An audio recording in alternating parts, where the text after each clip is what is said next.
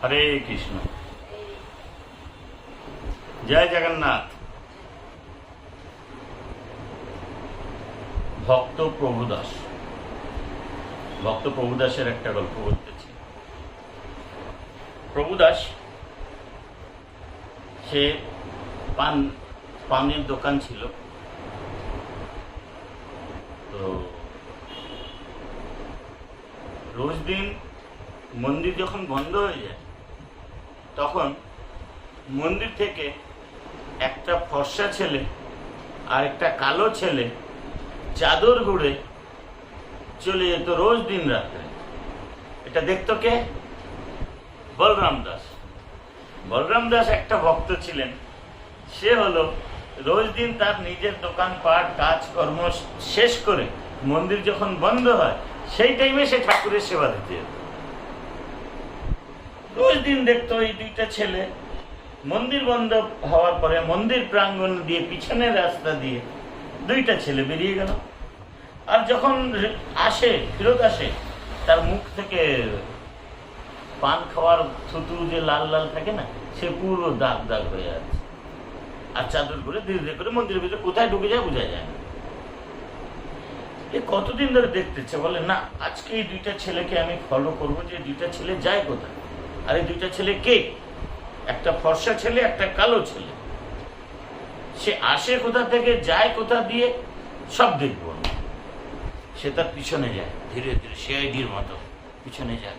যেতে যেতে দেখে কিনা প্রভুদাসের বাড়িতে গিয়ে ঢুকলো। তারা ঢুকে ওইখানে পান খেয়েছে এবং পান পোটলা বানিয়ে নিয়ে আসছে। লেটে করে প্রভুদাস দিল, সেটাকে চাদর ঘুরে যে গেছিল চাদরের মধ্যে সেটাকে পেঁচিয়ে বেঁধে নিয়ে পোটলা বানিয়ে সে চলে আসতেছে। ঠিক আছে, বলরাম দাসও তার সিআইডি করতেছে। যাক, আজকে তো হয়ে গেল, কালকে ধরব। আর কালকে আবার দেখে কিনা সে অবস্থা। তারপর সে প্রভুদাসের কাছে গেছে। সে যখন এই দুইটা ছেলে চলে গেল, সে দুইটা ছেলে কে হতে পারে? কৃষ্ণ বলরাম, জগন্নাথ বলরাম। গেছে প্রভুদাসের বাড়িতে বলরাম, গিয়ে বলে তোমার কাছে যে রোজ দিন দুইটা ছেলে আসে পান নিতে, সে দুইটা ছেলে কে? বলে আমি চিনি না। বলে সে দুইটা ছেলে কত করে পয়সা নাও? বলে আমি পয়সা নিই না।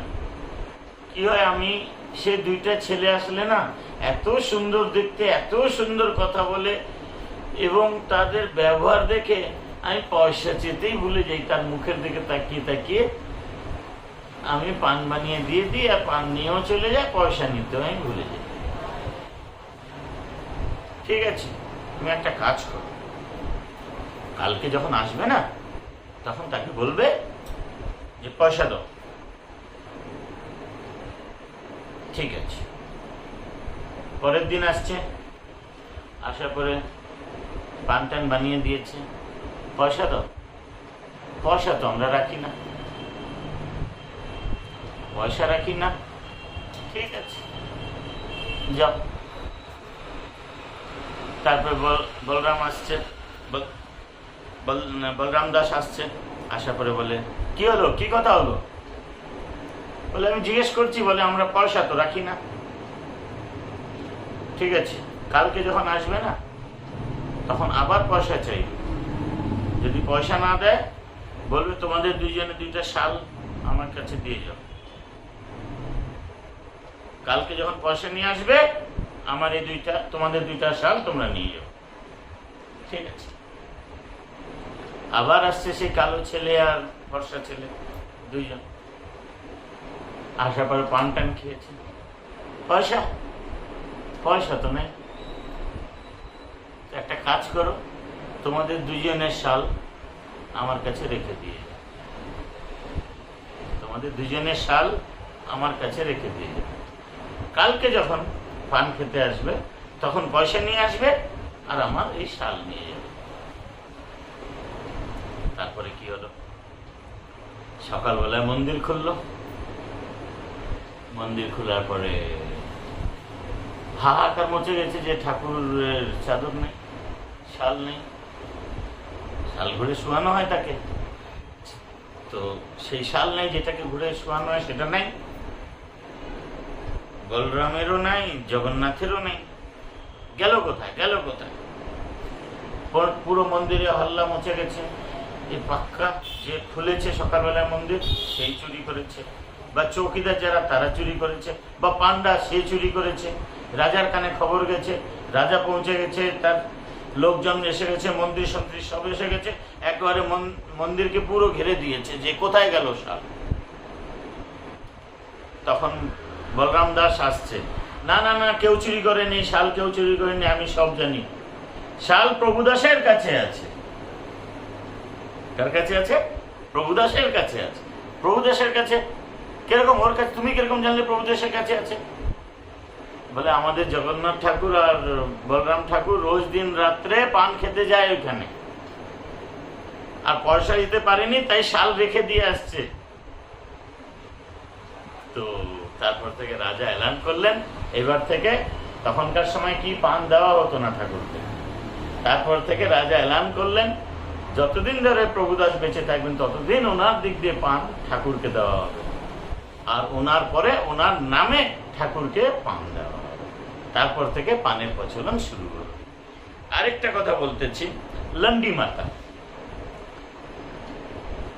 ঠাকুরকে এখনো নিম পেস্ট দেওয়া হয় জানেন? ঠাকুরকে এখনো নিম পেস্ট দেওয়া হয় জানেন? নিম পাতাকে পেস্ট বানিয়ে তাকে দেওয়া হয়, সে জানেন আপনারা? জানেন না। একটা ভক্ত মাতা ছিলেন লন্ডি মাতা, সে জগন্নাথ ঠাকুরের অনেক বড় ভক্ত ছিল। সে বলে যে ঠাকুর রোজ দিন 56 ভোগ খায়, আমরা একটু হিজিবিজি খেয়ে নিলে আমাদের পেট খারাপ হয়ে যায়, ঠাকুরের কি পেট খারাপ হবে না? রোজ দিন হিজিবিজি 56 রকমের ভোগ রোজ দিন খাচ্ছে, তারও তো সে একটাই পেটও তো তারও খারাপ হয়।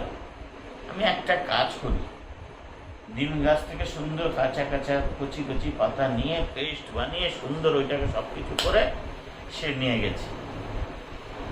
তো পান্ডা, মাতা কি ব্যাপার, কোথায়? না আমার ছেলের জন্য আমি পেস্ট নিয়ে আসছি। তো ছেলে কই? ওই যে কে? ওই যে উপরে যে জগন্নাথ ঠাকুর, বলরাম ঠাকুর আমার ছেলে, আর সুভদ্রা আমার ছেলে মেয়ে। মাতা যাও, কি আনছো? নিম পেস্ট। কি হবে? পেট ভালো হবে। মাতা অনেক হয়েছে, অনেক ভক্তি দেখেছি, যাও। বলে পান্ডারা তাকে তাড়িয়ে দিল।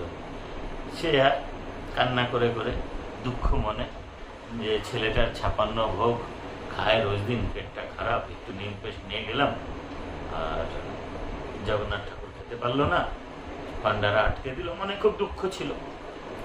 ঘরে চলে আসছে। রাত্রেবেলায় জগন্নাথ ঠাকুর লন্ডি মাতার স্বপ্নতে পৌঁছে গেছে। মাতা তোমার নিম পেস্ট কই? না আমার রাখা আছে, দাও, আমাকে দাও, আমি খাবো। বলে রাত্রেবেলা উনি নিম পাতা গ্রহণ করলেন, আর বলে গেলেন রোজ দিন তুমি নিম পাতার পেস্ট বানিয়ে মন্দিরে দেবে। বলে ওইখানে তো পান্ডারা যেতে দেয় না। বলে তোমার ঘর থেকে বাজা গাজার সাথে তোমাকে রোজ দিন নিয়ে যাবে, আর নিয়ে গিয়ে মন্দিরে দেওয়ানো হবে, আর সেই পান্ডারাই দেবে, তুমি নিম পেস্ট বানিয়ে ঘরে থাকবে। এইদিকে রাজাকে স্বপ্ন দেওয়ানো হলো, জগন্নাথ ঠাকুর স্বপ্ন দেওয়ালো যে একজন লন্ডি মাতা, সে রোজ দিন নিমের পেস্ট বানায়, তাকে বাজা গাজার সাথে নিয়ে আসো। তো রাজার স্বপ্ন আসলো, আসার পরের দিন সকালবেলায় ভোরবেলায় নিম পেস্ট সে লন্ডি মাতা বানিয়ে রাখত। রাজার লোক বাজা গাজার সাথে সেই লন্ডি মাতাকে নিয়ে নিম পেস্ট নিয়ে ঠাকুরকে অর্পণ করা হবে। তারপর থেকে রাজা বলে দিলেন, যতদিন ধরে এই বৃদ্ধ লন্ডি মাতা থাকবেন, ইনার হাতের নিম পেস্ট ঠাকুরকে অর্পিত করানো হবে। আর উনি না থাকাকালীন ওনার নামে নিম পেস্ট ঠাকুরকে দেওয়া হবে। সেরকম একটা কারারা দেবী, কারারা দেবী ঠাকুরকে খিচুড়িও রোজ দিন দেওয়া হয়, সে হয়তো আপনারা জানেন। সেটা খিচুড়ি কেন দেওয়া হয়, তার নাম হলো কারারা দেবী, কিন্তু তার নাম হয়ে গেল কর্মা দেবী, কর্মাবাই। তো কি হয় যে রোজ দিন সে সকালে উঠে ঠাকুরের জন্য ভোগ তৈরি করে, সকালে উঠেই ভোগ তৈরি করে, ভোগ তৈরি করে, আর তার ঠাকুর আসে, এসে খেয়ে চলে যায়। তার ঠাকুর আসে, খেয়ে চলে যায়। আমি কথার সারাংশটা পরে বলবো। খিচুড়ি রোজ দিন তৈরি করে, তার ঠাকুর আসে, জগন্নাথ ঠাকুর আসে, খেয়ে চলে যায়। একবার কি হচ্ছে, সাধু মহাত্মারা ওদিক দিয়ে যাচ্ছিল, হ্যাঁ মাতাজি কিছু দাও। কি করতেছ? না ঠাকুরের ভোগ তৈরি করতেছি। তুমি স্নান করোনি, ব্রাশ করোনি, ঘরে পোছা লাগাওনি, আর তুমি ঠাকুরের ভোগ তৈরি করতেছ? এরকম হবে না। তুমি স্নান করবে, শরীরকে স্বচ্ছ করবে, কাপড় চেঞ্জ করবে, সবকিছু করার পরে ঠাকুরের ভোগ তৈরি করবে। ঠিক আছে, সাধুরা আদেশ দিয়েছে, সে তার ওরকম করা শুরু করেছে। তো ঠাকুর প্রথমে যখন এই আদেশটা হয়েছে, সাধুরা যখন বলে, তারপরের দিন ঠাকুর আসছে, মা হয়েছে না, হয়নি। তো তখন কি করতেছে না, ঘরে পোছা লাগাচ্ছে। তারপরে আবার আসছে, দেখে কিনা মা তার স্নান করতেছে। আবার আসছে কিনা এই সদ্য রান্না বসিয়েছে ঠাকুর।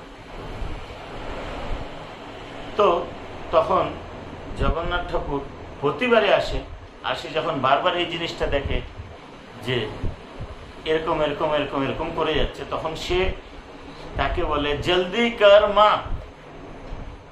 জলদি কর মা, মানে তাড়াতাড়ি করো মা, জলদি কর মা।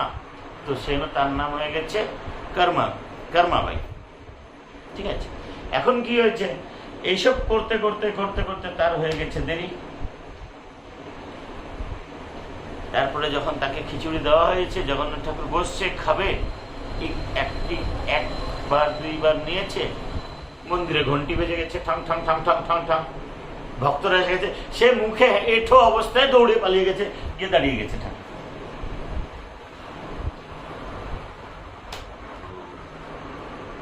মন্দির দরজা খুলছে, সবকিছু, ব্যাপার কি? হাতে খিচুড়ি, মুখে খিচুড়ি, ব্যাপার কি? তো তখন বলল কারারাবাই কে সাধু টাধুরা গিয়ে, জগন্নাথ ঠাকুর বলল, কে সাধু টাধুরা গিয়ে টিয়ে ভালোভাবে বুদ্ধি পড়িয়ে দিয়েছে যে স্নান করে করো, এই করো, ওর পরে এই করো, ওই, আরে মনে ভক্তি করে সব করো, সব হবে। আর সেই জন্য আমার হাতে খিচুড়ি লেগে গেছে, আমি পুরোটা খেতেও পারিনি। এত ভক্তি সহকারে সে রান্না করে, আর এদিকে মন্দিরের দরজা টাইমে খুলে গেছে, সে না আমার দেরি হয়ে গেছে, সে না হাতে খিচুড়ি, মুখে খিচুড়ি লাগা আছে।